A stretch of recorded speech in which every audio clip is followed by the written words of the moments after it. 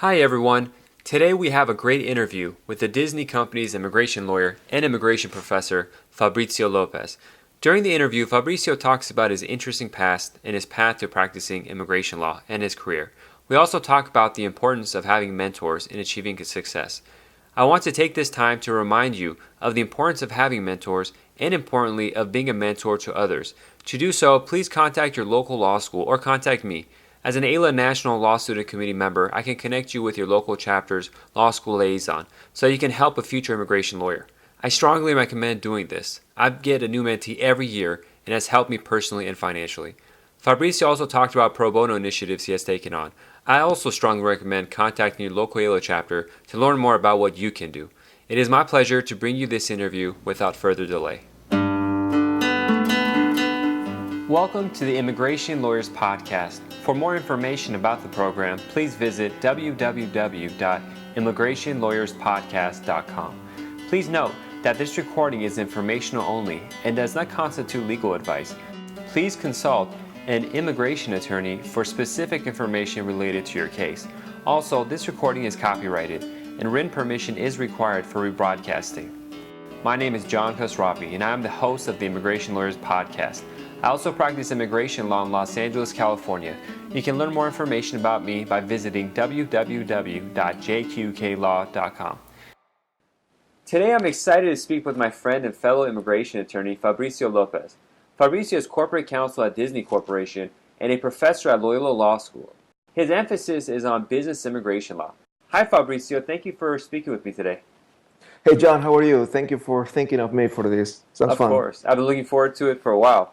So let's get into it. I want to start at your early days. Where did you grow up and how did you get to where you are right now? Oh, thank you. Well, I was born in Ecuador in a city called Guayaquil. And I came to the States when I was about 24. I married a U.S. citizen. And interestingly, when I came to the States, I knew I wanted to work in the legal field.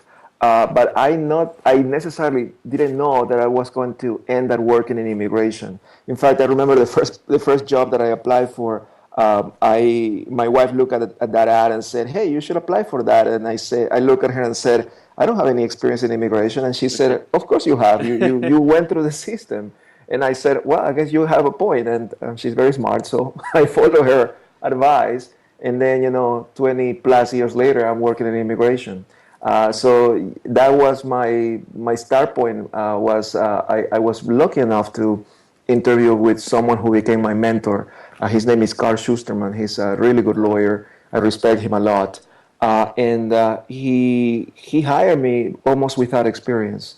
And I worked with him for a couple of years before I left that office. But that was my first experience with immigration. Now you said something I want to get to before we get into the professional stuff.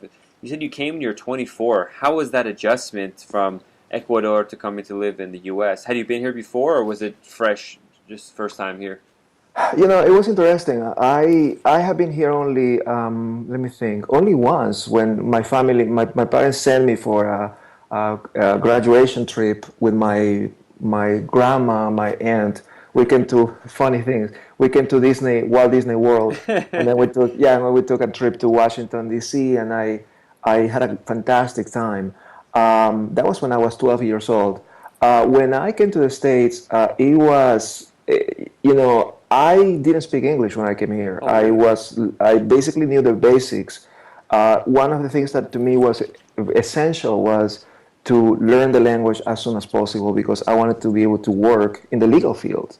So one of the things that I was lucky enough, it was a blessing that we came with my wife and we were able to stay with my in-laws for a few months.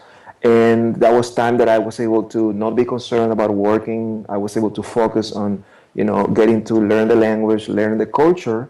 My wife is American, my in-laws are American also. So it was a significant learning experience. And I knew that I wasn't going to forget my Spanish. So to me I have to immerse myself in English. I took several classes at community colleges and at classes at night for English as a second language. That was a very important part of what I did. I feel strongly that if you're coming to the United States, you have to, learn the language, learn the culture, and there's nothing wrong with, maintaining your own roots and your own language. That's absolutely fine. But I think that it's very important to learn, so that you can succeed here and do what you need to do. I definitely agree. You have to adjust to the society you're in because it's only going to hold yourself back if you don't. But it's incredible. At 24, you speak English so well. You're an attorney. Wow, that's intense. Were you just studying nonstop from morning to night to get at this level? At It was 24, it's funny. really hard. Yeah, it was funny because I'm very visual and I love I learn by seeing things. So I remember playing with flashcards. It's one of my favorite things was to write a flashcard, a word in English, and on the other side a word in Spanish.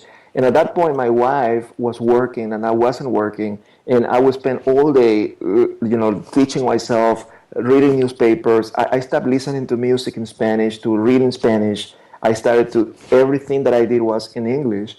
And I remember one day she came from work, and we used to live in this little apartment, and there were hundreds, if not maybe 1,000 flashcards on the floor. And then she came back home and then looked at that and said, "What's going on?" I said, "I'm learning English," and that was my first. And interestingly, funny thing that you asked me that today because for many years I've been thinking about thanking someone, and I actually reach out today. Funny thing you asked me today because I reach out. I sent an email to a professor at Mission College here in California. I took a class, was a Saturday class, and that was an English as a second language, and that was an amazing class. That was the way how that professor was teaching English was not by translation word by word. It was a new way of looking at English words and thinking about the concepts that were behind the words. And that was like incredible. It was this after I took that class, it was like a click that I started to think in the language, and that made a big difference. I'm sure some of your listeners who are bilingual or trilingual, they know what I'm talking about. Is that transition that you make from translating word by word to thinking in the language? Some people say, "Oh, I started dreaming in that language." I mean, I think that's a good indication that you're already getting there. Could you give But an example of what you mean by talk? 'Cause I keep trying to learn different languages, Spanish, Korean, yeah, Chinese. I get a kick out of practicing other languages, but uh-huh. maybe this will help out. What do you mean? What exactly a teacher, if you give an example that the professor taught? Yeah, I wish I can find the papers. I would look for them. But imagine this. Imagine that instead of having words in the whiteboard, she used to have symbols that represented the words. So instead of having the word bird, you will have a picture of a bird, Okay. and you will basically associate that concept to the word in English without going to the Spanish thing. John, hold on, that's my dog making So- some noise. Let no give me problem. a second. So It's okay. sorry, John. What kind of dog do you have? Oh, it's a crazy little dog we adopted. It's Oh, a little terrier, some weird thing. I don't know. okay. So Sorry about. we were talking about so you would put an image of a bird and then you associate the word with the picture instead of like the text of the word, I imagine. Exactly, and that way you begin to get to this point where you're not translating words from English to Spanish or vice versa. You're now thinking in English, Hmm. and that is critical. So you're trying to learn another language. Do you speak you speak some other language other than I English? speak Persian fluently. I can read and write. And I do business in Persian, so I'm completely fluent in it. Oh, But I practiced a self-taught Spanish for years off and on, and I get hmm to a certain point and I can understand it, but I can't speak it. That's just really oh, frustrating. And I think there's a shyness hmm that stops you from speaking and getting into it, which is the worst thing. I think you got to break through that. I practiced Chinese Mandarin with a Beijing accent for a year. hmm I just got a hmm kick out of speaking in that language. It's fun for me, and I'm going to start. yeah. I'm starting the process of Korean. So it's Oh, pretty that's much just great. a fun thing for me. I don't think I'll be able to take it to the level where I can do business in it, but Yeah. I want to take it to much higher. But going No, I back to love. so, Yeah. I'm sorry if you had any question. No, I was gonna say I love the idea of learning a third language. I've been thinking about it for years. Maybe at some point. It's great. They say, if you, a lot of people are facing diseases like Alzheimer's and stuff like that. Constantly hmm learning languages keeps your brain really sharp and could like hmm put off all these mental sicknesses that come in the future. So it's something I plan on doing forever. Just picking up Yeah. German, Arabian, anything. Just 'cause it's a lot of fun and you learn about a culture very well. From studying hmm Chinese for a year, their language. I got to Yeah. understand the way that people think, and Yeah. people's histories are in their words and in their language, Yeah. their way their sociology is, their psychology is. So I learn a lot about the people over there just by learning the language and how they are. So Wow. so you came to US 24, learned to speak English, you write English. Mhm. How long from that step to going to law school here, which is like incredibly hard for most Americans to do on their own. Well, yeah. What happens? I gotta get a job first to pay the bills. So I was Yeah. able to get a job as a paralegal, and then I was lucky enough that my boss, who went through law school as he was working, he supported me. Uh, that's my boss at Disney now, Hmm. and I went to law school. But before going to law school, I had to deal with a little issue, which was that in Ecuador I had a licenciatura degree, which is you get that after graduating from high school. In my case, I got that degree after 3 years. The problem was when I came here, I knew I was going to be applying for law school. And the law schools that I applied for, they said, look, because your degree is a licenciatura degree, you didn't take general education. So that means if you need to apply for law school, if we're an ABA approved school, we cannot take you. But Oh. if you want to go to a non ABA school, absolutely you can go there. And I remember at that point, I was lucky enough to have, I've been lucky always to have really good mentors. I had my mentor at that point was David Neal, who's now actually he's one of the head lawyers, judges for immigration. And I came to David and I said to him, "Hey, I'm thinking about applying for law school. I'm told that I can go to a non-accredited school right now, or I will have to go back to school to get my degree so I can apply for an ABA." And he looked at me and said, "Look, Fabricio, don't cut any corners. You have to go all the way, do what you need to do." And I did it. And I went back to school. I have to go for like 3, 4 years, I think. Wow. And I have to go back. And I always joke, my wife, that I have to go to learn how to dissect a frog to be able to be a lawyer. I need to take musical appreciation classes, philosophy. Actually, I enjoy taking history and English 101 and all that stuff. But yeah, I had to take geology. I remember, How learning was about that rocks. psychologically? You have to redo that stuff when you're married and you want to start working, making a Yeah. living. Yeah. Did you just take it in stride and say, "This is what I have to do. This is what I have to do," or what was happening personally that period? Well, personally, it was a very significant decision, and I have been lucky enough to have my wife, who always have supported me on that. We knew it was going to be a rough, time because I have to go study full time, working full time, and doing all these things. And eventually, I graduated from University of Laverne here with a degree that allowed me to apply for law school, and I graduated in 2000 and then immediately applied to law school and I was accepted to Loyola Law School. And so I started Loyola Law School in 2000 and I graduated in 2004. And that was, I look back and I think, I don't know I could do that again. I mean, I was younger and have more energy. I was working between law school and work. I was doing, hundreds of hours. I was basically I was working full time all the way up to when I took the bar exam. In fact, my wife forced me to take a day off. In California, some of your listeners who are not familiar, you take the bar. It's a 3-day exam, so you take exam on Tuesday, Wednesday, and Thursday. And I was planning to work on Monday and Friday. And my wife said to me, no, no, no, no, you need to take a break, Fabricio. And I said, okay, fine, I take a break. So I took a break and I basically took Monday and Friday and I took the bar and I came back next Monday. But yeah, those 4 years of law school were, I had an amazing experience. I love Loyola Law School. The professors were incredible. I had, again, several mentors there. And I think that a law school experience was challenging physically, psychologically, intellectually. I miss those days in some way, which is some people will probably listen to that and say you're crazy. But I like that. I work pretty hard. I mean, I was working full time. I was an evening student. My schedule was I will go to work from 8 to 5, and I would leave my work at 5, drive to Loyola to get a class at 6, I believe class starts, and classes go until around 9:30, and then I will drive home, got home at around 10, and I will study from 10 to 1 every day. That was my 3 hours of study at night, plus the 1 hour that I study at the lunchtime. And I used to listen to my classes as I was driving because I was driving, an hour in the morning, an hour go to Loyola, in 45 minutes to an hour at night. So that was, plus the time that I was studying on Saturdays and Sundays.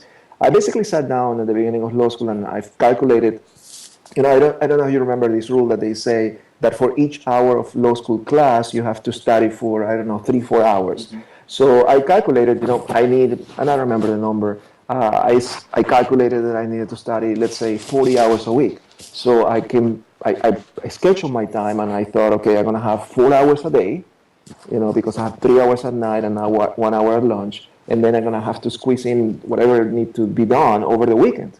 So for those 4 years, that was my life. I was going to law school and then studying over the weekends for those four Well, your years. wife's a saint to deal with. Yeah, it's so funny because I tell you one thing that I and by the way, what I have done now is I'm a mentor to students. I have actually now two students who are beginning to go to law school, and I talk to them about these things. So I share with them my experience and I give them tips.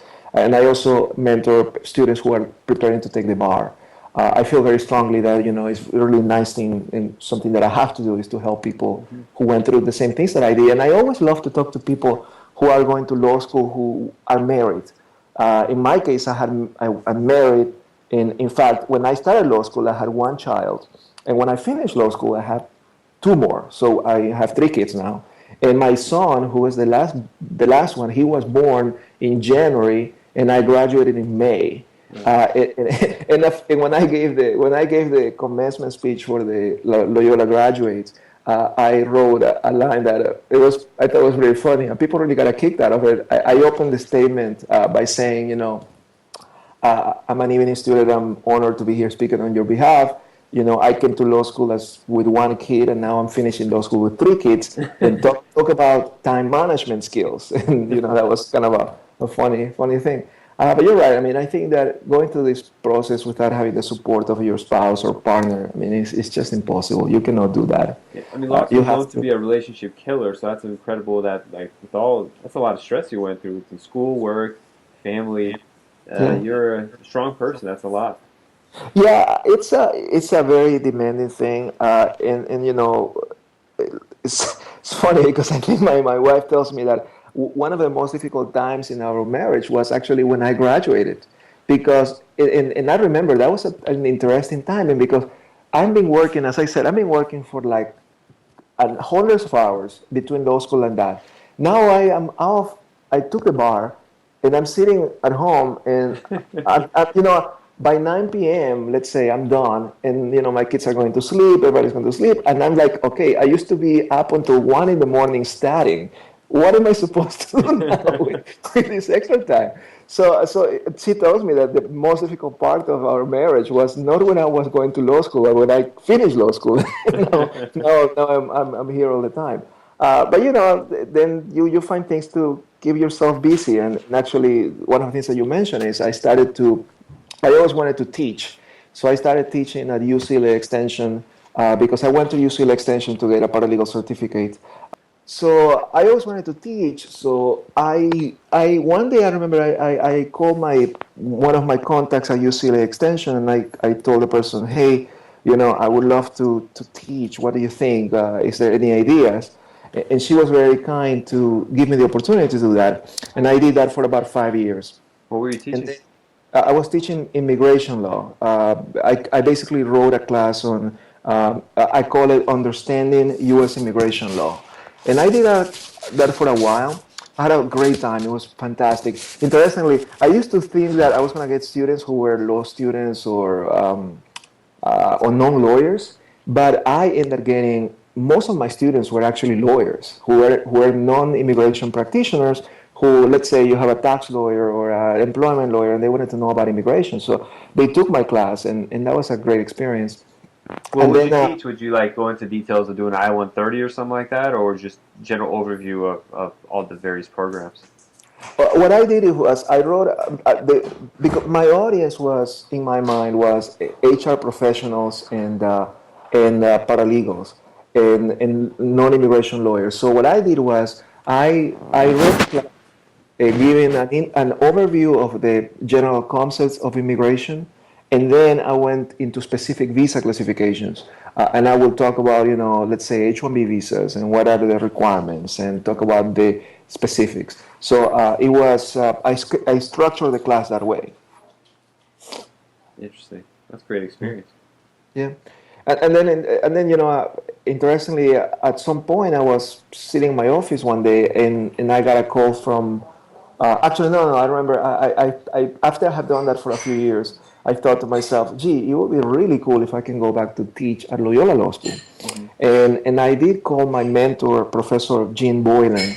She's an amazing professor. She always has she had her door open all the time to talk to me, and I have been in touch since graduating.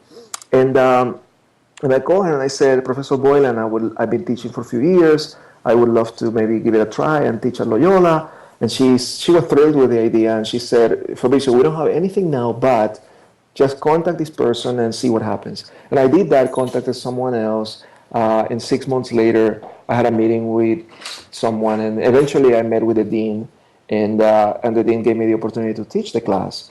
And the first time I teach that class, the first time I taught that class, it was the whole immigration. It was not only business immigration; it was all. Oh, That wow. was very scary because I only practice business immigration law, so it was a good experience because I have to go and learn things that I don't deal with on a daily basis. But eventually, I'm happy that the dean then gave me the opportunity to do my own class in business immigration.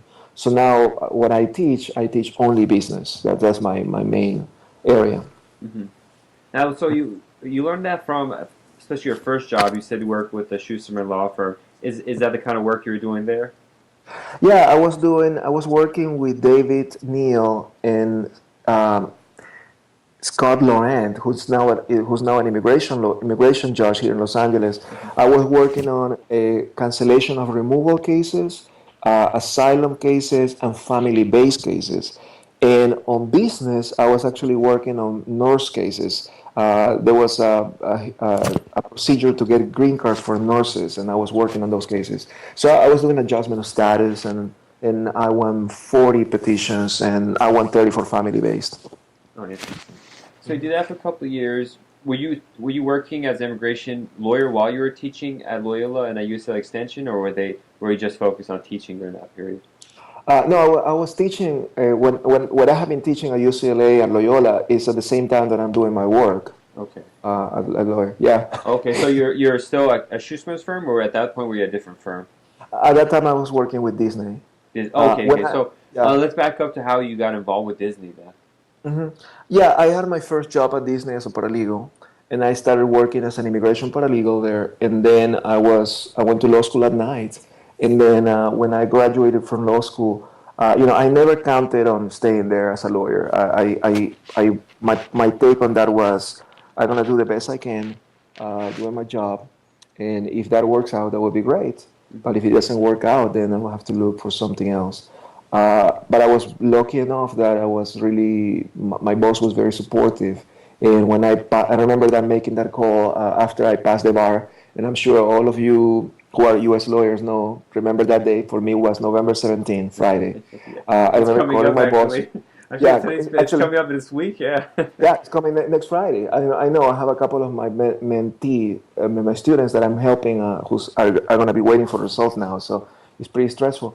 So I remember I made a call that Friday, and I called my boss and I said, okay, now is the time. So what's going to happen? And I became a lawyer right away.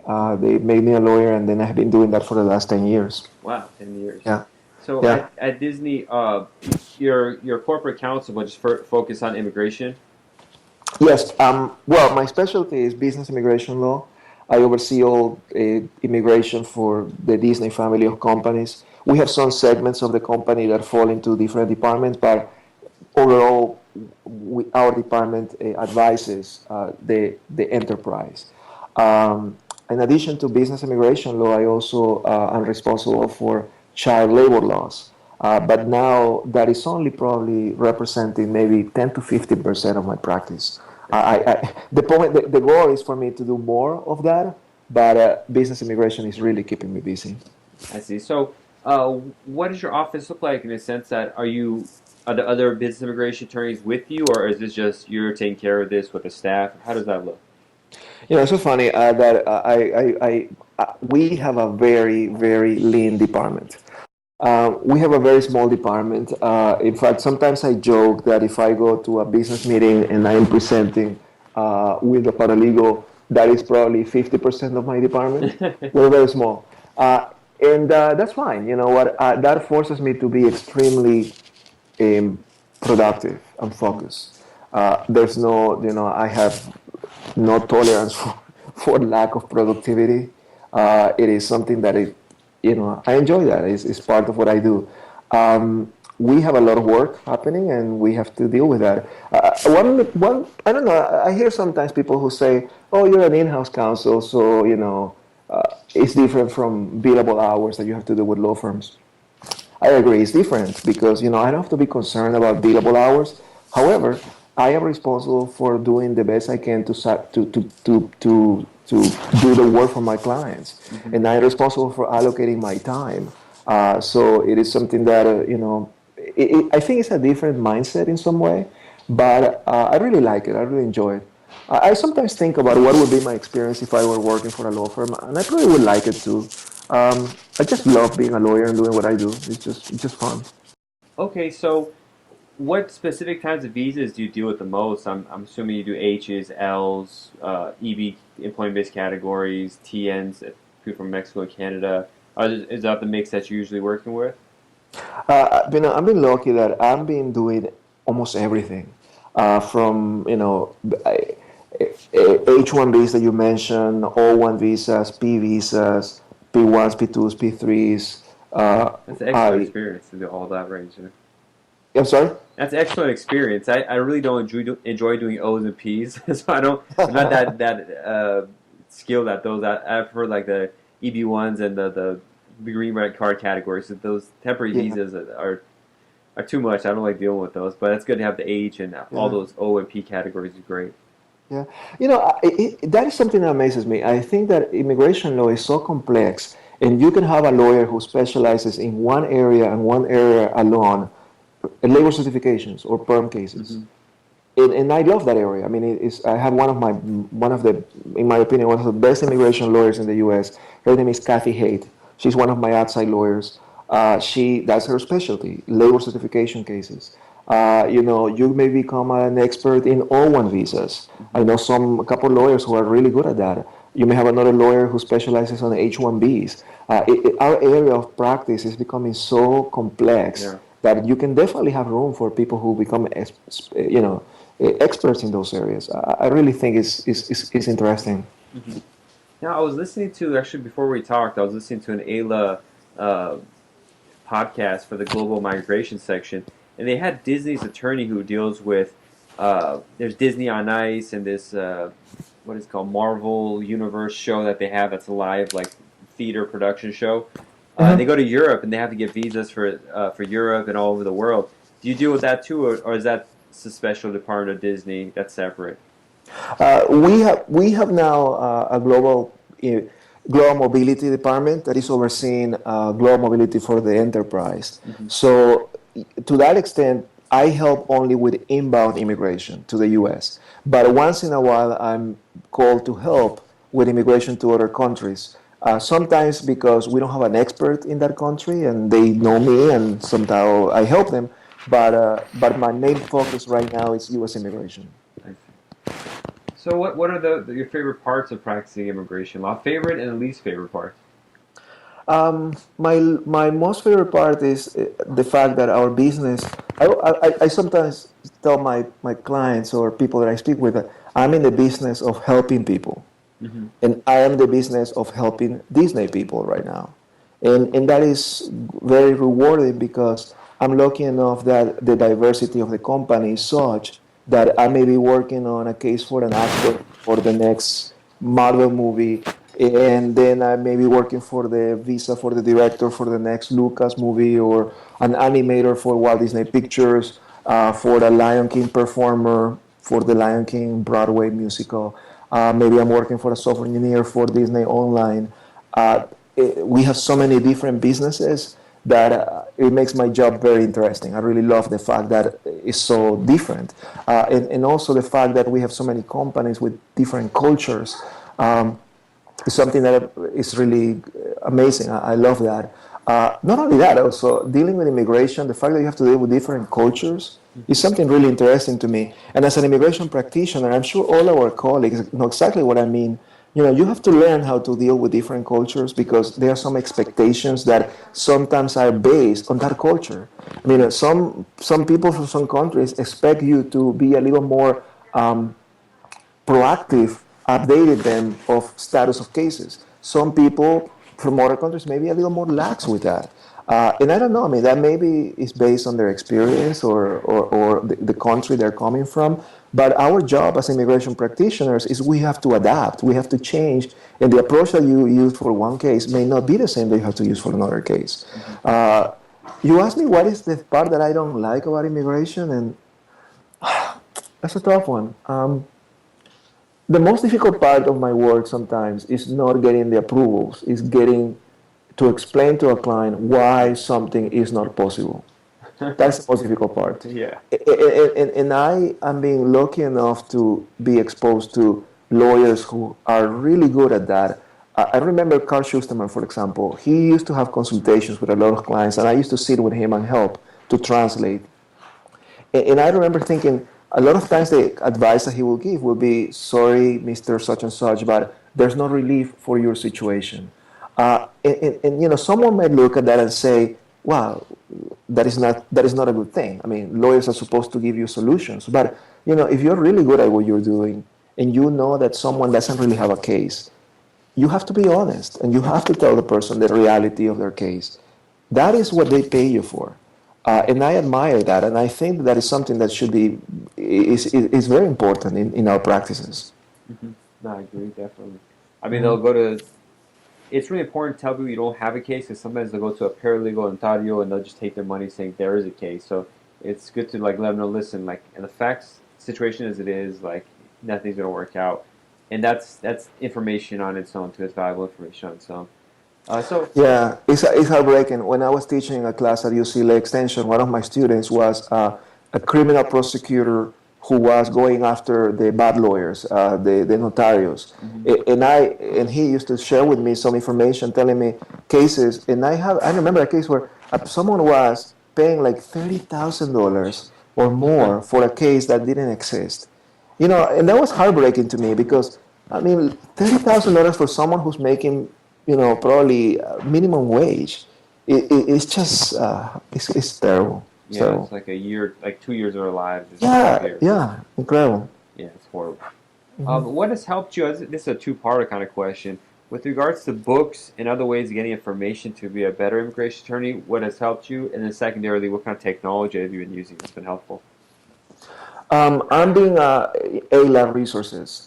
There's no way that you can survive without access to AILA resources. I maintain my own immigration library of documents that I started to build that many years ago. So I have a lot of information now stored.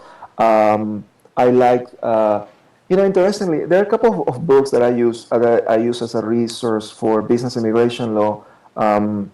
One is actually called Business Immigration Law, and the author is Daryl Buffenstein, I think, something like that. You can find it in AILA. Is that the two-part book, the green one? The two-part book, yeah. Or it's brown. I'm looking at it right now. It's brown. It's brown, actually. You're right. Which is a good book, but the challenge I have is that, and I have seen, I also have access the fragment books and all that stuff. But the problem I have had sometimes is that the cases, the situations where I have to research and find an answer are so specialized that even those books don't have the answer. So I use that as a starting point, and then I have to do my research and find cases or find memos with immigration. That's when having the AILA resource is so important, but also having the support of people like you, John. We have such an amazing network with AILA. I have had many cases where I will call, if I am dealing with something that I'm not sure, I will call a colleague, and maybe that person knows someone who knows who have been working on those cases. And the same with me. If I get a call from a colleague asking me a question, I'm pretty fine at helping. I think most. I mean, I don't think I have never run into a situation where someone was not helpful when you were doing some research. I was Yeah. actually having lunch the other week with three other immigration attorneys, and they're discussing like perm and the advertising for job for employment based all that kind of stuff. Yeah. And I was like, "Well, you guys need to talk to Fabricio, so they're gonna be contacting you." Yeah, absolutely. I just gave you some Absolutely. homework. Yeah, absolutely. I always like to do that. I know you asked, I think I have answered all your questions so far, but there's a point that I want to make also that is very important to me now. In addition to what I'm doing at Disney as an in-house counsel, I am being lucky enough for the last 6, 7 months to help. I am the co-chair of Pro Bono for immigration. And I feel very fortunate that Disney has been very supportive of our pro bono immigration practice. We're helping groups right now. We're helping K.I.N.D, which is the Kids in Need of Defense. That is a pro bono non-for-profit organization that is helping kids who need lawyers to represent them. Awesome. And I think that is so important. And when I teach my class at Loyola, I always tell my students, look, I know that it's hard when you graduate from law school. It's going to be hard for you to do a couple of things. It's going to be hard for you to network because for the first couple of years, you just have to pay your dues. You're going to have to be working long hours. It's the way it is. But always remember that maybe a couple of years later, once you're done with that part of your career, remember to do the network part. Meet more lawyers from AILA or from some other group. LACBA is another one here in California. And in addition to that, make sure you do pro bono work because that is something that is one of the most satisfying things I have ever done. In that, give me a second, John. Someone's knocking at the door. So, yeah, I think that giving time to do pro bono work is so important.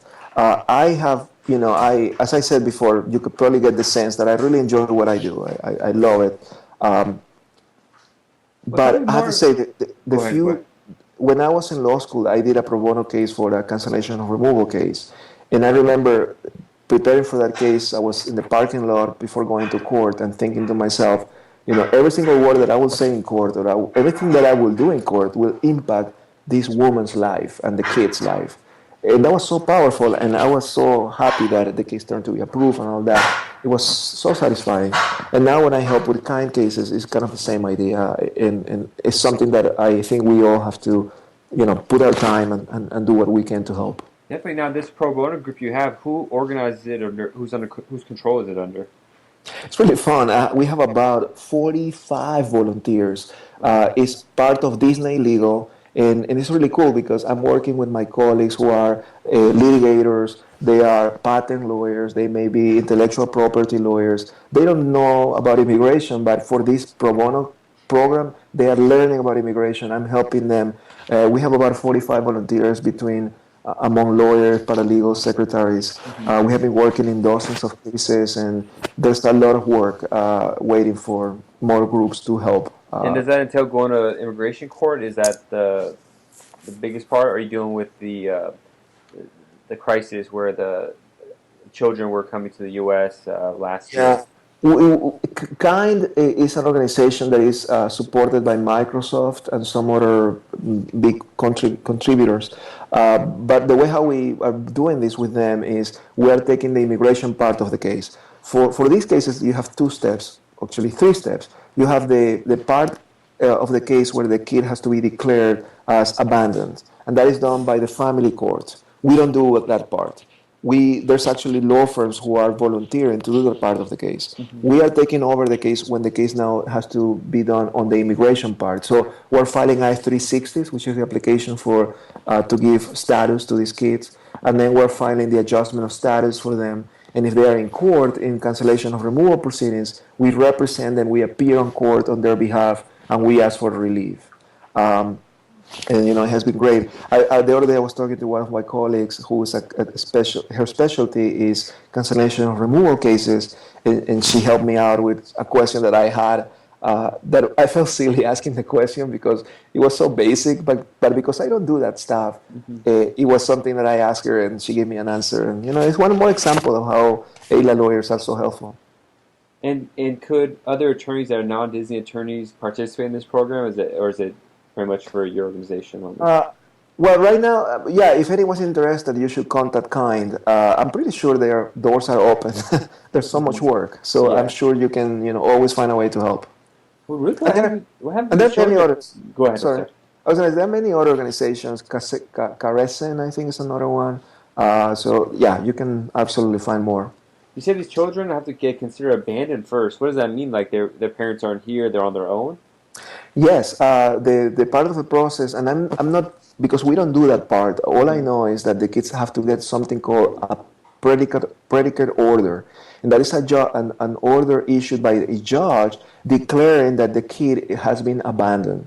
Because what happens is, some of these kids are basically their parents are in other countries, or the parents maybe passed away, or something happened to them, and the kids came to the United States and they don't have anyone to help them. And that's the basis of that relief. I see. Yeah. Well, that's really important work. Wow, I can't imagine having to be a child to go through that. If I was at home alone, sometimes I get scared. I was a kid, let alone if I have to go to Yeah. court and claim abandonment and then go through this. It's a lot of trauma that these poor children have to go through. Yeah, and we forget, and actually, this is something that I made a point of teaching in my class. I tell my students, you need to understand that you are representing someone who's coming to this country with a background that, maybe that person was scared of police officers in their country. They look at immigration officers as someone who's going to be doing something bad for you. Hmm. They have this background that, you have no control over. They don't speak the language. And I tell my students, look, you are speaking on your client's behalf. And don't take it for granted that it's so easy to just pick up the phone and talk to an immigration officer. For you, it may be easy because you are a law student, you speak the language, you have been here for many years. Imagine how would that be for someone who's coming from another country, someone who maybe experienced these things that you said. So, I had one of these cases I was helping. It was a simple thing, in my opinion, but it was basically an adjustment of status interview in downtown Los Angeles. But I sensed that this client was very nervous about it, so I talked to her on the phone. I prepared her for the interview. I, talked to her even the night before, and I said, don't worry, this is going to be okay. We have all the documents, etc. And she really appreciated that I took the time to, hold her hand and prepare her for that, Hmm. because that is something that I thought was very important. And her case was approved, and then she called me and she was like crying of happiness, and she has a green card right now. Wonderful.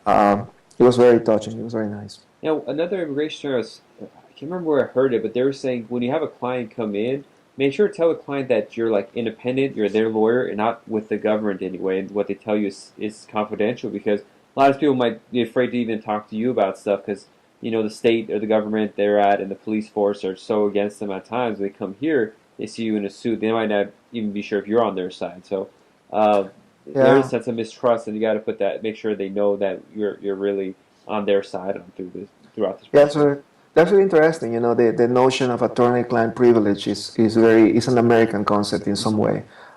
That is not as people coming from South America probably, for example, may not be as familiar or understand that concept as much as we understand that in the U.S. Hmm. So that we're coming to the end, near the end of our discussion. Was there anything else you wanted to talk about specifically? Um, you know, I think that to me, one of the most important things what I'm doing lately is looking at processes in the company and trying to make them better. The idea of productivity and how to make things, faster, better, and more client oriented.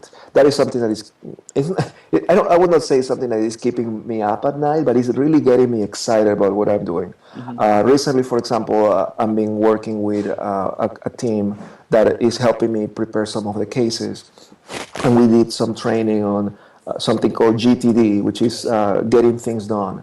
I don't know if you have you heard of that? Do you know what that Yeah, is? there's a book. Is that one famous book?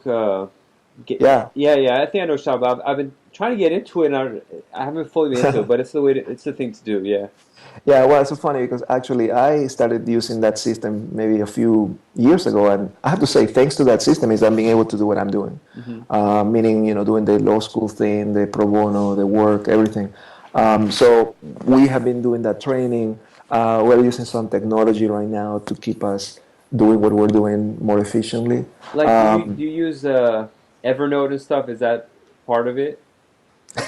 Yeah, no, I could spend hours talking about that topic, Okay. productivity. Yeah. I don't, I have tried to use Evernote, but it's not working for me. Hmm. The main reason why I don't like Evernote is because I just don't like the idea of a system that is proprietary. Meaning, I like a system that allows me to pull information out in a way that I can transfer that to any other system.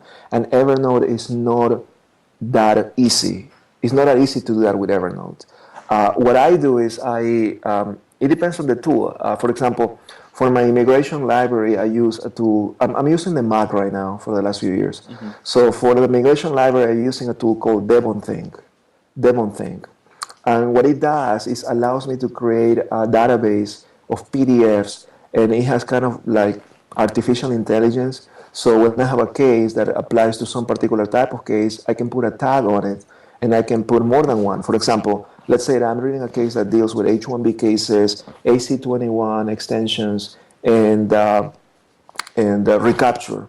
What I will do is I will put that case in the system, and I will put tags H1B, AC21, recapture.